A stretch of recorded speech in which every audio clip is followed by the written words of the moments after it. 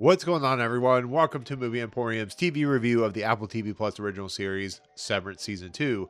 This will follow Episode 8, which is called Sweet Vitriol, and is directed by, once again, Ben Stiller. Okay, so Sweet Vitriol is going to be an episode that might be divisive among people, but is an episode that is very much a big reveal type of episode. It's an episode that's only 38 minutes long, which is not which is unlike of course Severance, but is an episode packed with a lot of stuff, a lot of revelations, a lot of character development for Cobel, and it's an episode that takes us back to the problematic nature of the Egan family and what is now Lumen. I love this episode. I'm not going to lie. I mean, maybe I'm a little biased, but I do love this episode because it takes 38 minutes and really envelops the nature of giving us a little bit of what I would call sadness for Cobel. She is an individual that has come off very mean-spirited, very evil. And we kind of know why now. It doesn't give us everything about Cobel and her past history, but it gives us enough to feel kind of sorry for her. It doesn't excuse what she's done to, of course, Mark and the Severance crew, but I think we kind of understand a little bit now why she is the way she is, why she acts the way she does, and why there is always more there below the surface than more than meets the eye. Transformers reference, of course, but more than meets the eye when it comes to who these characters are, and is what is so impactful with what this series does, which is you never know what you're going to get out of a character. You could get a character that you truly, truly love. Let's say you love Irving, or you love, Bert,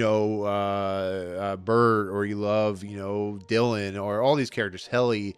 And then you learn something new about them that completely transforms who they are. And this is what this series does and what it makes it so unique and so enticing. And it's just, I can't believe the depths and the weirdness they go to, but also the level of humanity that they put into these characters. And once again, this is an episode that is very different. I mean, it doesn't have the intro of Severance for the season. I'm starting to wonder if when they go off the grid that they feel like it's a way for them to have just like the Severance title like they've done in the first and fourth and now the eighth episode. But it really is just a fascinating episode that is very heartbreaking in a lot of respects because the big reveal we'll get into in a second, but we kind of find out that Egan is, as we've kind of long kind of contemplated, is very much a cult like people. They're very much in the same realm as maybe the Mormons, which I don't hate Mormons. Don't get that out. Don't get that out of context. But there is a level of weirdness about that culture. This is almost like a Scientology kind of theme, I guess you could say, running through it, where there is a level of darkness, a level of just sadness, a level of depravity. Look at the Four Tempers with the waffle party. There is something there that really shows that this group of individuals, the Egans, this Severance, this Lumen, everything about them is completely just not on the level. They are a terrible group of individuals.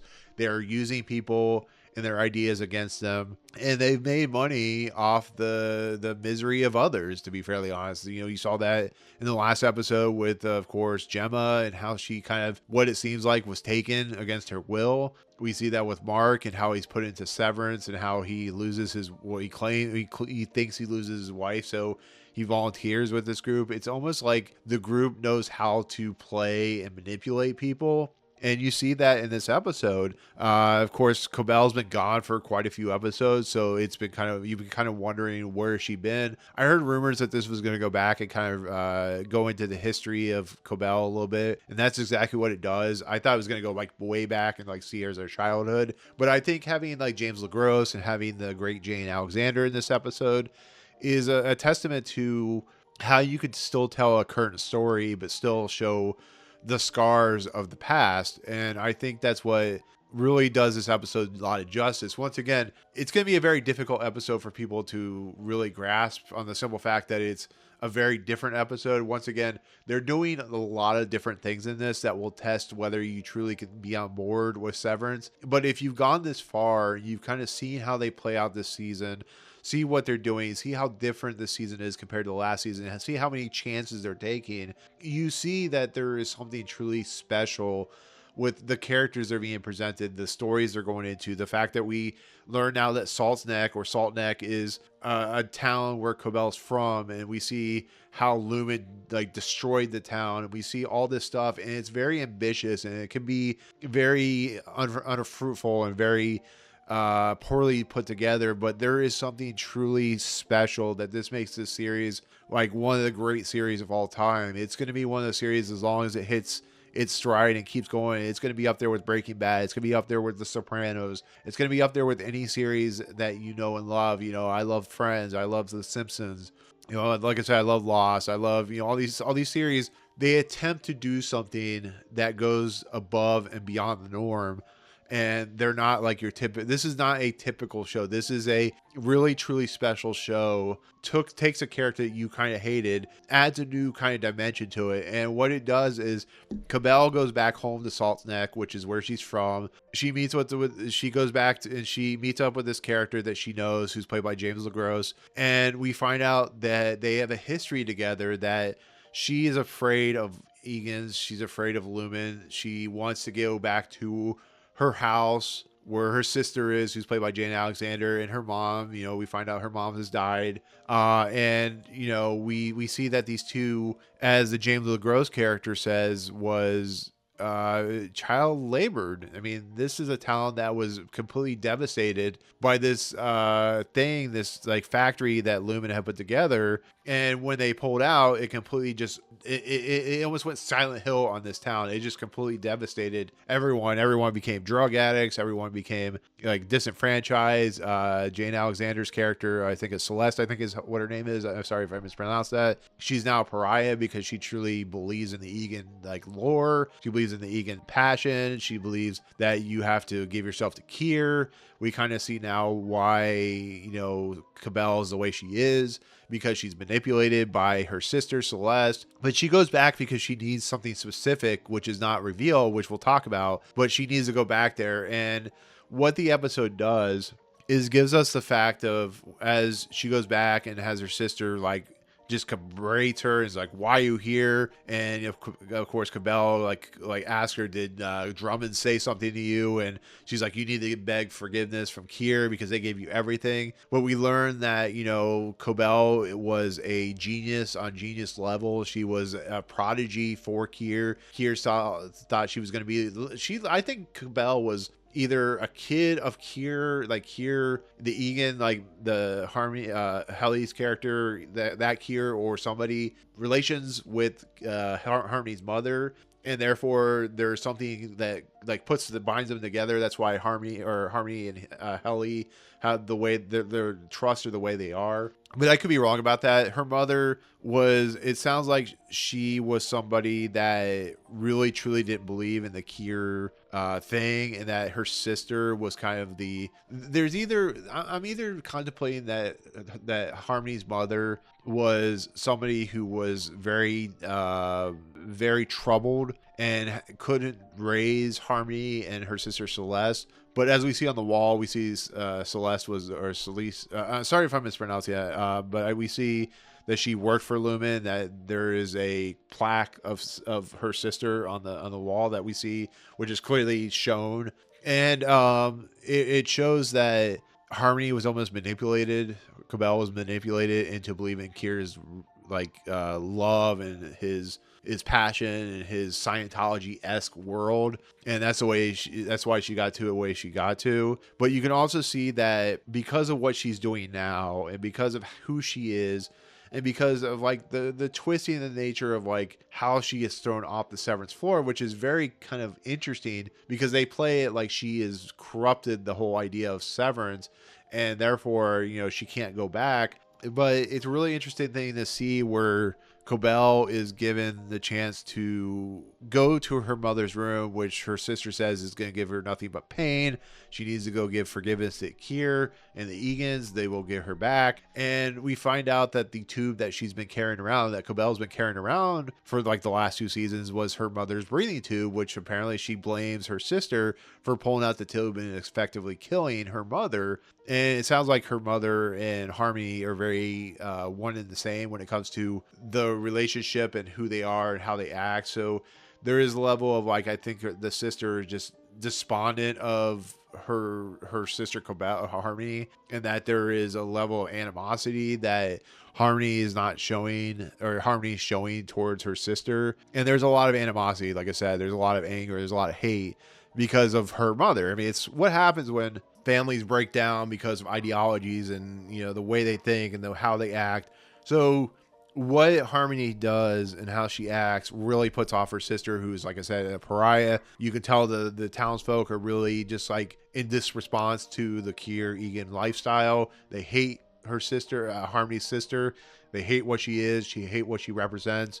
And we see Harmony go to her mother's room, finds the key.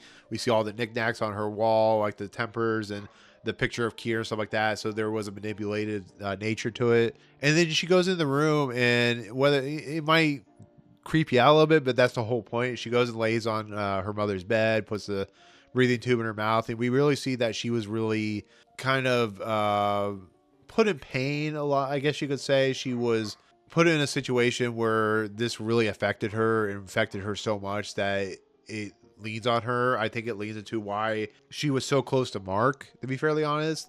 I think we'll learn the pain that her mother, and the fact that she couldn't be there for her mother, and the fact that she was an apprentice for the Egan Lumen culture really affects her. And when she wakes up and she takes these are all drug addicts, so she's taking like whatever the chemical that they're taking, you know, whatever they took in like the 1800s, that type of chemical, the drug or whatever.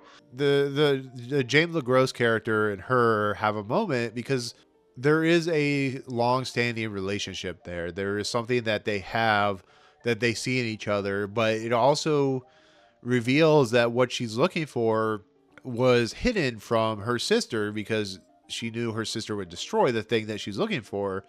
So it leads Harmony to go to this kind of outdoor shack where she finds the head of like a head that a statue she was given. And inside the statue is a book. And we also see like a yearbook. We also see, you know, some other stuff. Like I don't know. I'll put a picture of what the yearbook says, but it's really hard to see. So I'm sure people will be able to kind of configure what it says. So, but there's some stuff that they go through really quickly that you don't see that could be, you know, a spoiler, not a spoiler, but could be a revelation of who Harmony was as a kid.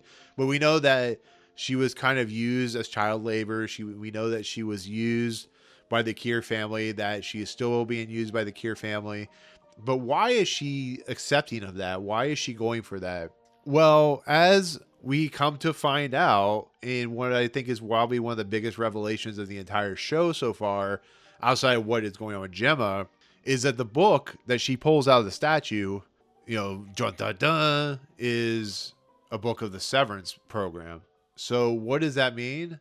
That means Cobel created Severance.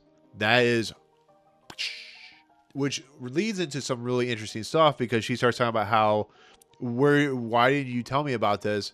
Well, Kier made it feel like all knowledge is for everybody.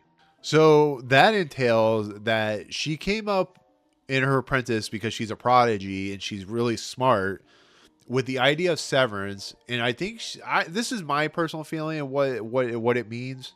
This is what my ideology, what it means for Severance, is that she created Severance as a way to, and you'll hear this from other people that have theorized this, to compartmentalize the pain, the suffering, the different parts of your personality into boxes. That's what we see with Gemma in the last episode.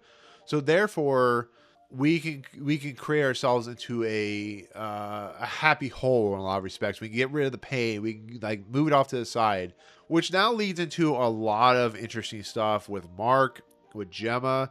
It leads into the fact that we learn now that the Egans have stolen the idea from Severance from, of course, Cobel. We learn that she is in essence the creator of Severance, and she literally is, because she's afraid of what they can do, she is now in compliance. But because of what happened, we now know why she wants to go back to Severance and wants to finish Cold Harbor, which Cold Harbor makes you feel like the idea that you could take your personality, you could take that person of yourself, freeze them into a box that is like a cold status effect. You know, think of something like, this is, I'm not trying to be funny, but think of like Demolition Man when they put Sylvester Stallone into the freeze chamber. That's what I feel like Cold Harbor is leaning towards. It's leaning to the idea of like like putting into a status effect your personalities that you don't want anymore. And what that also leans into is the nature of like the fact that she created it is the fact that they took this idea or running with it because they know it'll make them a lot of money. So therefore, like Scientology, if you really want to think about it, or like a lot of religions, there is a level of corruption that is happening, a level of insincerity, a level of lying that they're doing as we're seeing, and therefore we are seeing that Cobel could be being used, and she's now realizing what's happening. Because when Devin calls her and we hear Devin's voice, she tells her about Mark's reintegration, and then of course she knows. Cobel knows about Rigabi and stuff like that. She wants Mark to tell her everything, which also could lean into that Rigabi is not being honest. That she is. There's something there. Like we're gonna find out later. We're gonna find out if Rigabi's even on the level. If we're Cobel's like turning against Lumen because of what they've done to her. Because it makes a lot of sense. If you take an individual, and this is why I think she's so close to Mark, you take an individual and you rip the heart out of them, you rip the soul of who they are. In this case, Gemma. How can you use that? And this is what makes Cobel kind of not a good person. I would say you rip the soul out of somebody like Mark, and you give him the motivation to go to Severance. It sounds like he is also kind of a very smart individual, a prodigy in a lot of respects.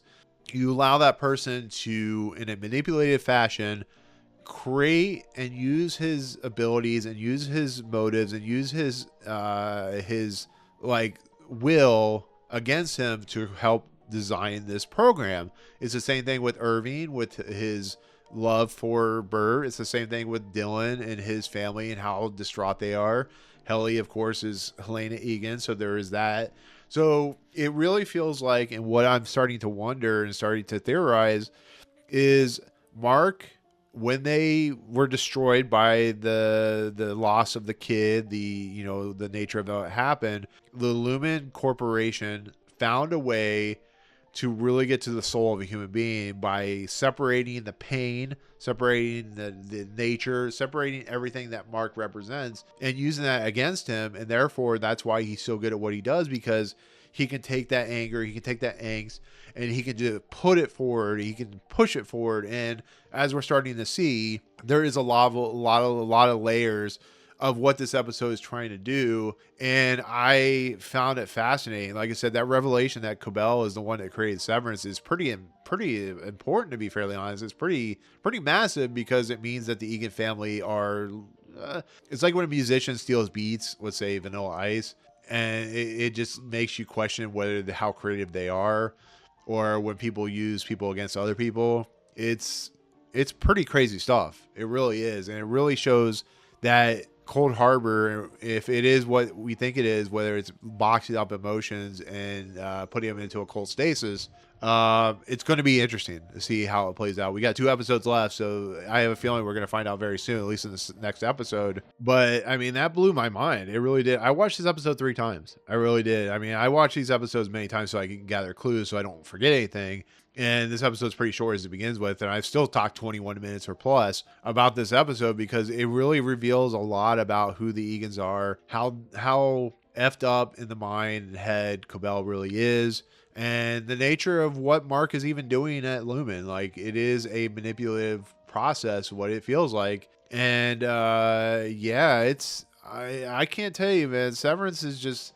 it's a crazy series. It really is doing things that no other series has ever done. I think Lost is the last time I've seen something this creative and something this unique. I'm not saying stuff like The Simpsons and Friends and all that stuff aren't unique. I think the nature of like the ambition of what Dan Erickson and what Ben Stiller and what the cast and crew are representing, the fact that they could take an episode like this and throw a massive revelation at the wall and still dig deep into the humanity of a person, it blows my mind. It really does. It really is. It's one of the best shows I've seen. This is up there with Breaking Bad and, like I said, Lost. Lost, I know a lot of people didn't like near the end, but what Lost was doing was something truly unique. And I hope that they could find a way to make the third season, whenever the third season happens, as special as this, because I think we're heading into something that they could write themselves in a corner and not know how to get out of.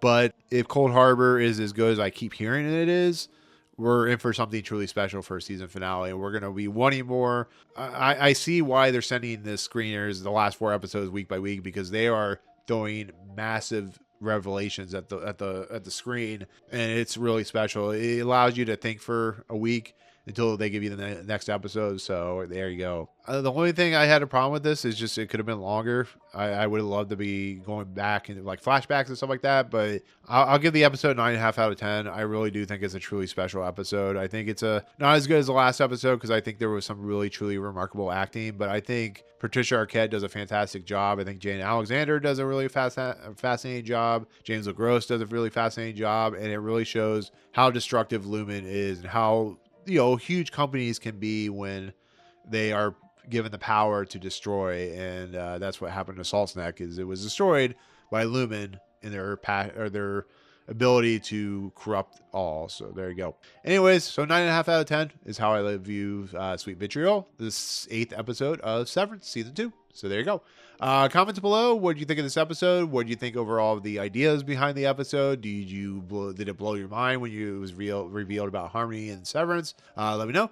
Otherwise, if you like what you see on this channel, hit the subscribe button to join Movie Emporium. Hit that notification bell at top to find what's coming next. If you like this video, awesome. Hit that like button. And as always, we'll see you guys on the next video. Peace out, guys.